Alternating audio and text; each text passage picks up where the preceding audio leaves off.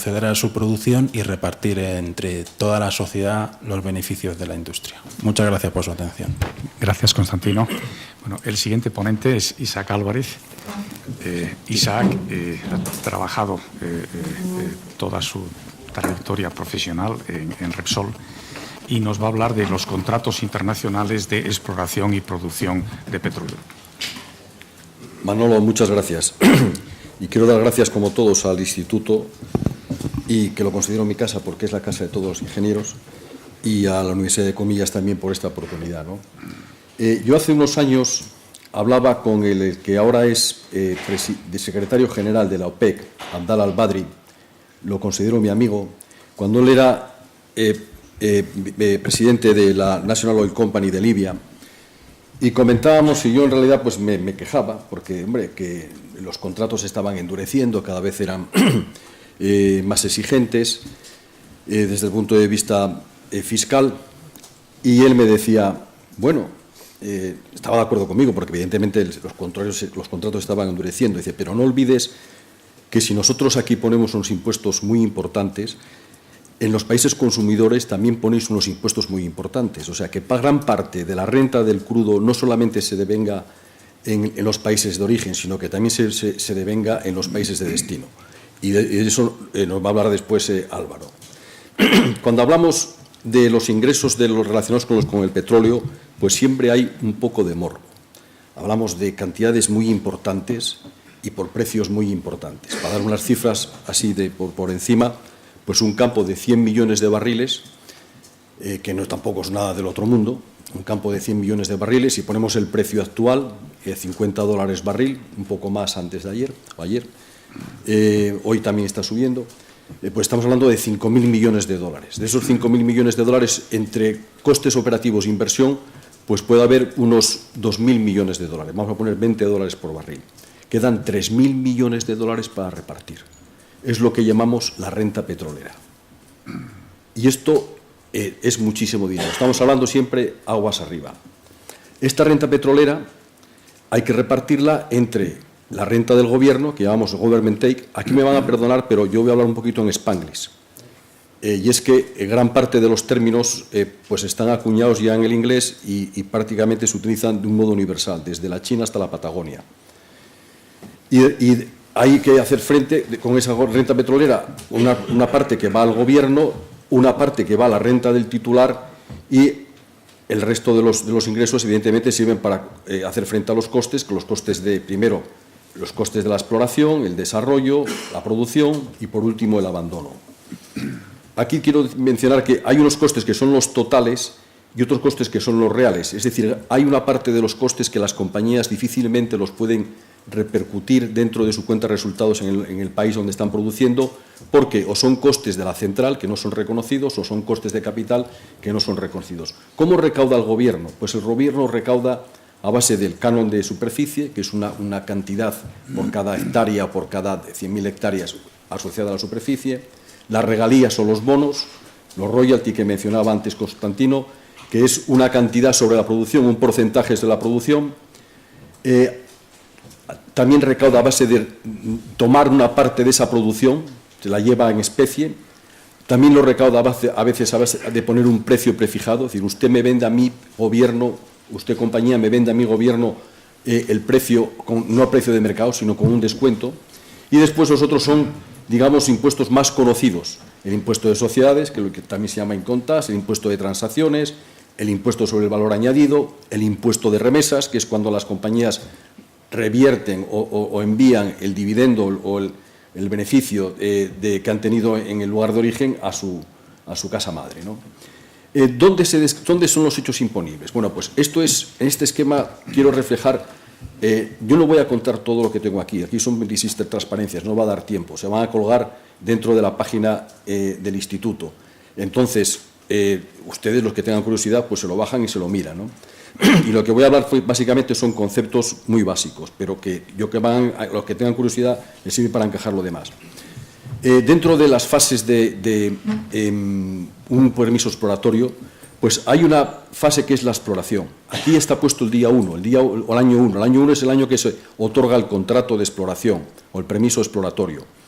Las compañías generalmente antes, hay unos años previos que están haciendo investigación en su casa, recopilando información, donde quieren ir. Pero vamos, hay unos permisos, antes nos decía Constantino, pues 5 o 6 años es lo normal.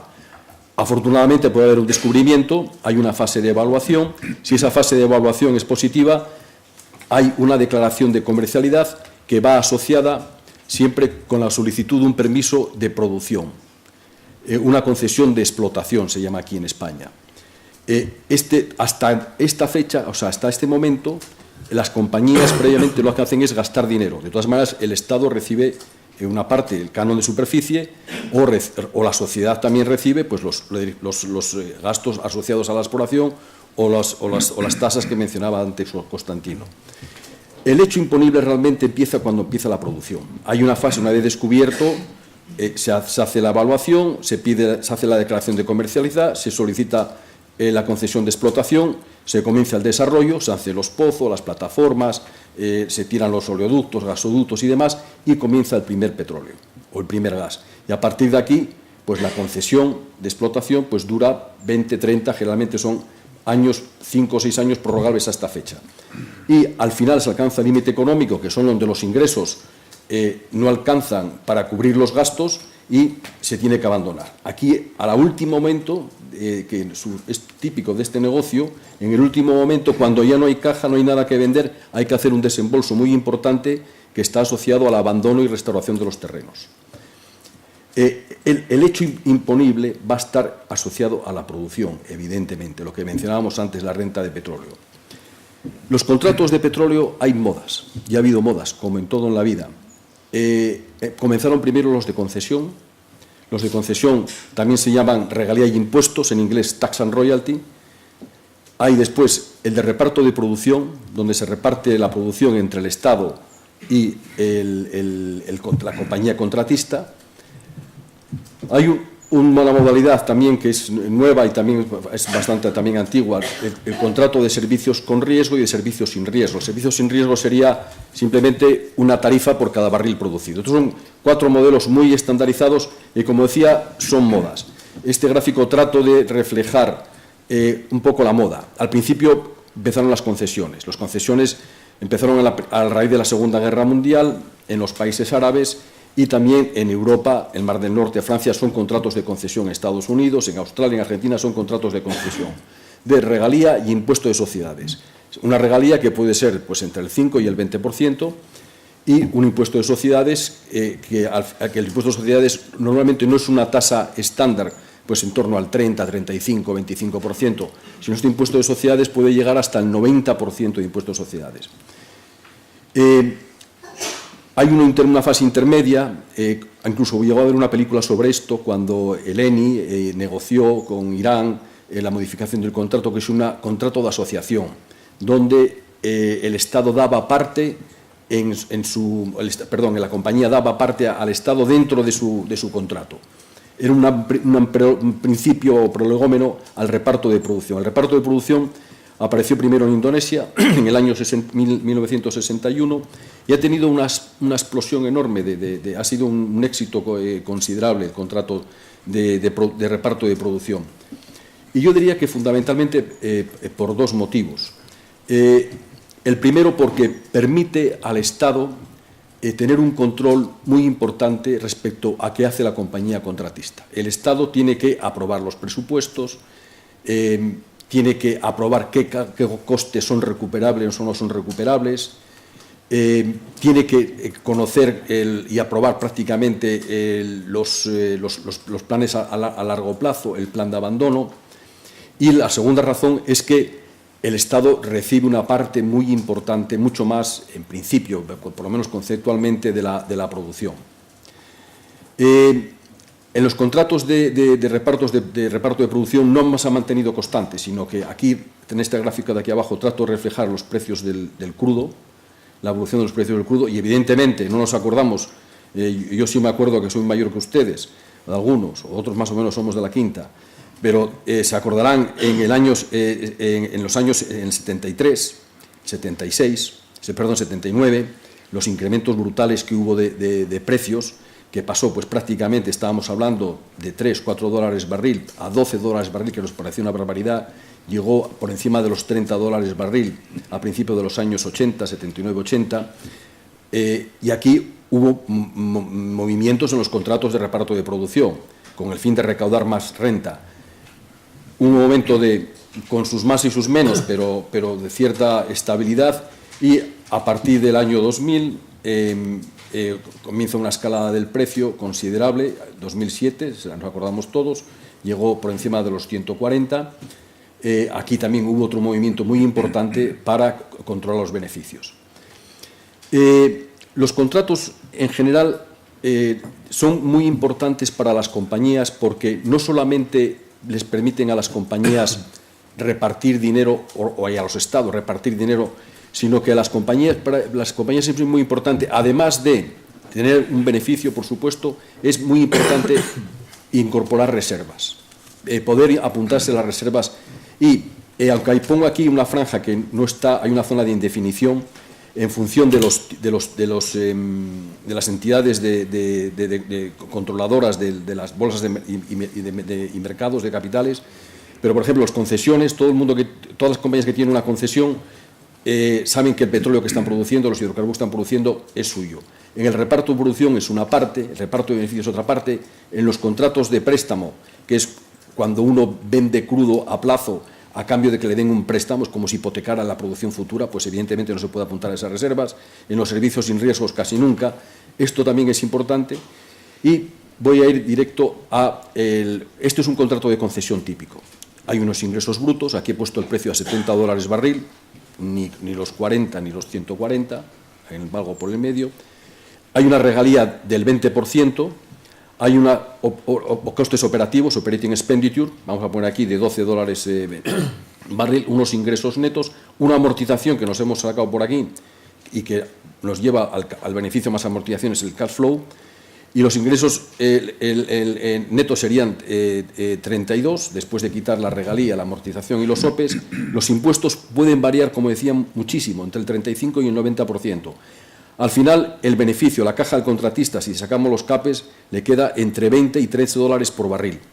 20 dólares por barril, en caso que tenga 35 de impuestos, o 3 dólares por barril, en el caso que tenga 90% de impuestos. El contrato de reparto de producción, este es el esquema. Hay unos ingresos brutos, y esos ingresos brutos, que es la producción por el precio, se reparte. Hay un crudo que se llama cost oil, que viene a ser se pone siempre una limitación, un 30%, un 40%, un 50%, que este crudo es para recuperar las inversiones y los costes que se ha incurrido la compañía contratista.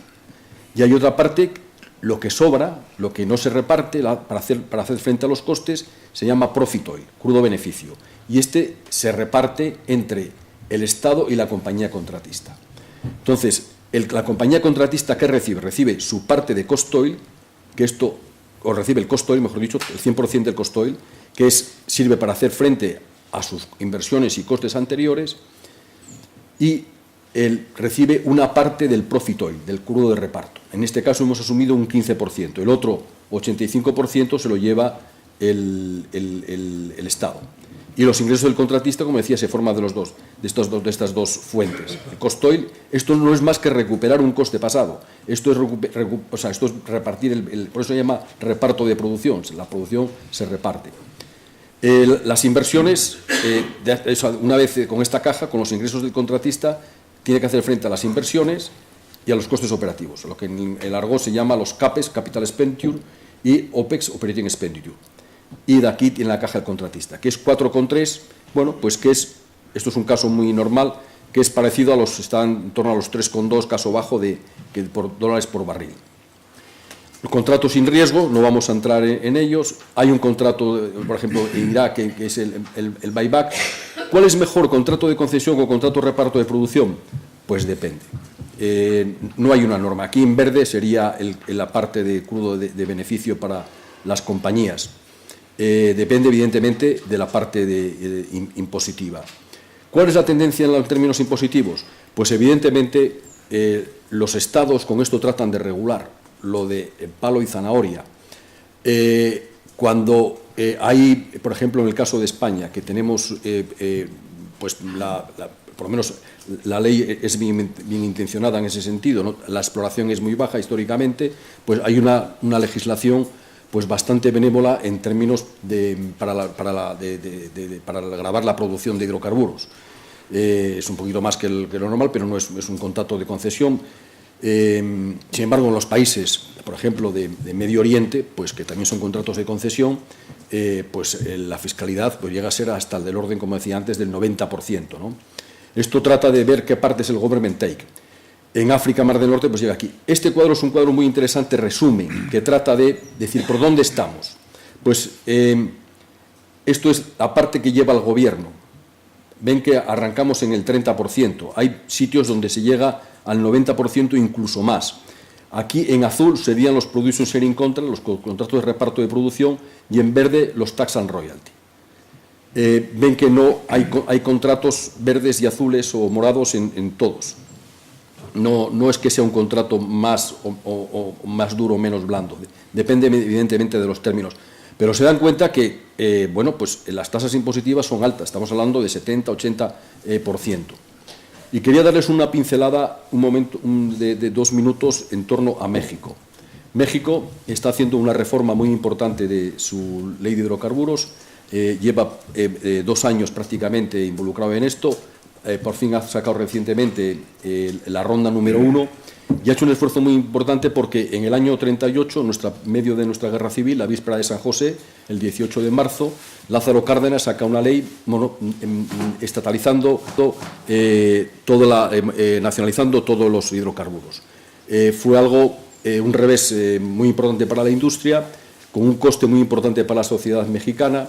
Hubo gente que para hacer frente a las indemnizaciones a las compañías pues se pidieron pues desde los anillos de boda, los pendientes de las mujeres, las pulseras, para hacer frente a que lo tienen todavía guardado en su corazón, y de hace 2 años pues este monopolio y han sacado 4 tipos de contratos. Ese monopolio se ha liberalizado y ha sacado un contrato de licencia, que es el nombre que toma allí el contrato de concesión, un contrato de reparto de producción, que es, como el que mencionaba antes, un contrato de utilidad compartida, que sería lo mismo que el contrato de producción, pero en lugar de repartir la producción, se reparten los beneficios, pero un contrato muy similar al de producción, y un contrato de servicios. Lo que han sacado recientemente es este. Y tiene todos los términos pues, de un contrato, a modo de ejemplo, pues, hay que pagar unos cánones, hay un límite para la recuperación de costes, hay una regalía. También, esta es la regalía, una regalía que está en función del precio por barril, a medida para del crudo pues pasa de $50 por barril, pues va incrementándose la regalía, para los condensados pues tiene un efecto igual, tiene también un efecto de limitación de los beneficios extraordinarios, porque va calculando una TRI, una tasa interna de retorno de la compañía contratista, y una vez que alcanza un 30% de tasa interna de retorno, pues limita muchísimo los beneficios. Y esto, si tienen curiosidad, se lo ven, que va a estar colgado todo en la red. Y sin más, pues ya lo demás lo dejamos para el coloquio. Muchas gracias. Muchas gracias, Isaac.